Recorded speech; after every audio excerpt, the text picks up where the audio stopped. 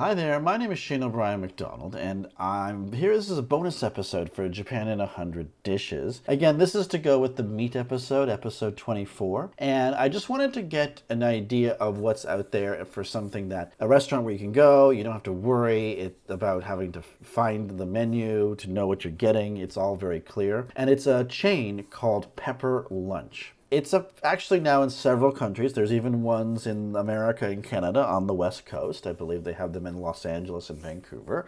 What it is a good way to introduce yourself to like how Japan views meat. Again, I'm not saying you want to go here every day, but it is quite affordable. And I just wanted to go through briefly the menu. Now, Pepper Lunch is a restaurant that you're going to find in almost not every train station. It's not that popular, but it's pretty popular. It's most major stations will have one. Even smaller places in Japan will have one. So even if you're stuck in a small place in Kyushu, often they will have a Pepper Lunch outlet, so you don't have to go to Denny's. And what they bring to your table is a sizzling plate of meat. It's very hot, it's very dangerous, but they have counter service and they have booths, so you can go in there. It's packed at lunchtime, just so you know. But yeah, it's this it's like a metal skillet, the type your grandmother would have. The word for which escapes me at this time.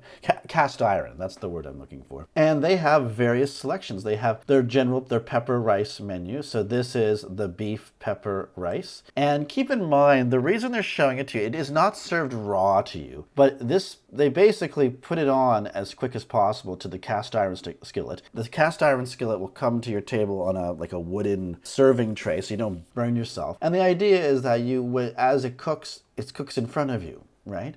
And so this might be raw beef, and then it will actually be cooked by the plate that you're about to eat it off of. So it's that fresh is the key idea. And this one, of course, the rice is served on top of the shredded beef with some corn and green onions. Again, this is very red. When I went there, it wasn't quite that red, even when it approached me. So by the time it gets cooked, once you mix it together, it's actually going to be quite a bit darker. They also have a bacon cheese version of this, so you don't have to get meat. If you're scared of the meat, this is like a bacon cheese mixture that you can mix in with the rice. So it's a great alternative if you're not particularly into eating nearly uncooked meat. Black and blue steak. Now, one thing to note about Japanese bacon is it's always pre-cooked. Unless you go to a specialty market that specializes in Western, like a kiosk in a department store or some place that specializes in Western foods, and I've never even seen this. Unless you go to a specialized butcher, you will always have bacon that is pre-cooked in Japan. So there's no worry here that you're going to be eating something raw. That bacon is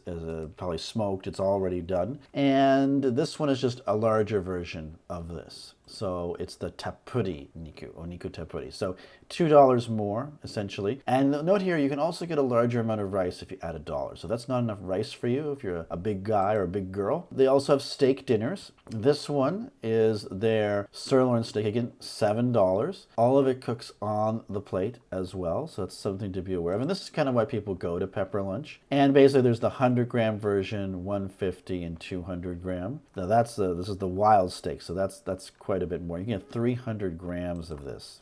So yeah, $13.60. I'm not promising you it's the best meat around, but it will be quite a bit of food, definitely. And they also have what is called the pepper steak. This is probably one it's been cooked a bit more. So if you don't want your steak raw, you can get it with a little bit more cooked with the vegetables as well. Pepper steak, that's quite popular. And they also have cubes of it.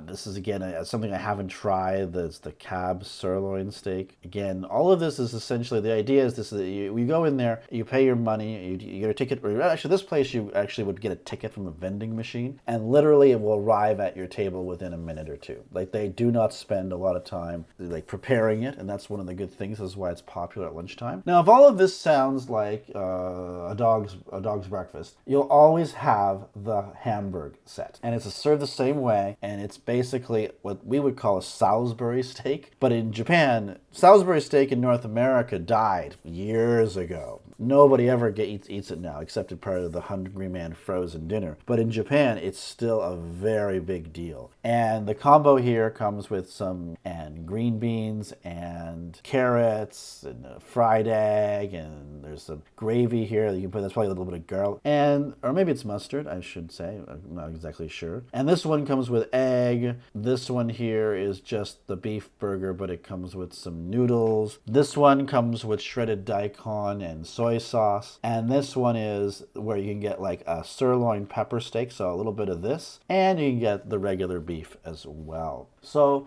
that is a good guide to the pepper lunch. $2 more, they'll add on a salad and a drink. And there's other things down here. You can get a medium-sized Sapporo, like a draft beer, small beer, miso soup, a cup of soup, soft drinks, salads. They have like 2 or 3 different kinds of soups and rice on the side. It's $1.90. But this is a good guide of something you can go to. You can get it quickly, and it will give you a good taste of how Japanese eat their meat. So until next time, sayonara.